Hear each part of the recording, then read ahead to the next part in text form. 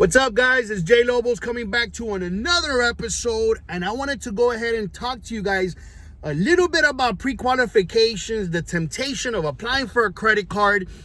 And I actually had a customer that I spoke to this morning. Obviously, I'm here in the car.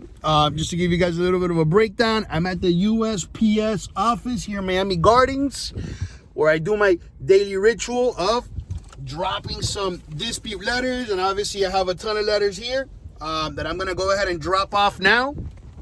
But going back into what I was talking about with regards to the credit card application, I had a customer who called me this morning and he's like, listen, I went to Wells Fargo. This is my second time. I applied for a credit card and I got declined. I'm not sure exactly what's going on. And I'm like, okay, well, first things first, do you monitor your credit?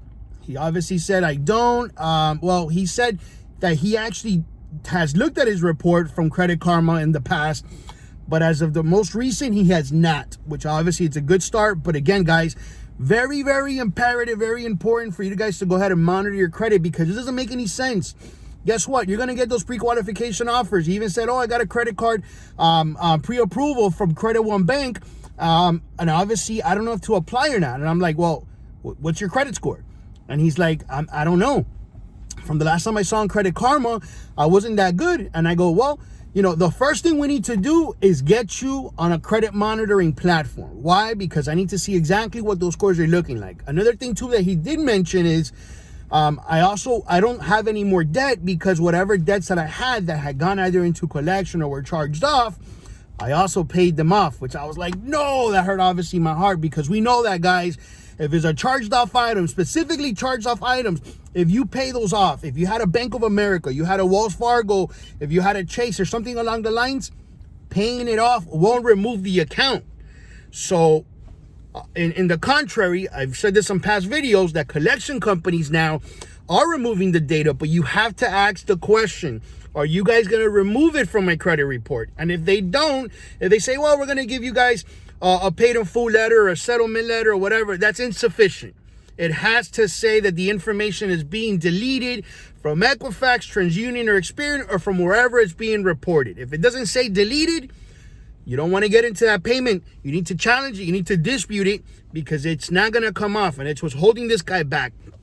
I was able to offer him a free credit evaluation after reviewing his credit profile, after reviewing his credit report. I gave him a few suggestions regarding what he can go ahead and do, and we're going to have to start off with a fully secured card, guys. And yes, sometimes people tell me, oh, my bank offers it. Wells Fargo does it, and the Opportunity account and all these other accounts. Bank of America also has a secured credit card. But guess what? These big financial institutions can still decline you even with a deposit. So you have to go where it works. On our website, on builderstrategies.com, I have a section that says credit cards. On the first tab, I have a credit card that I go ahead and I tell people, below a 580 credit score or not 3, you have to go with the Open Sky. That's a bank called Capital Bank. They offer a product called Open Sky, and that's a $200 secure credit card. But guess what? His scores are going to jump 35 to 40 points.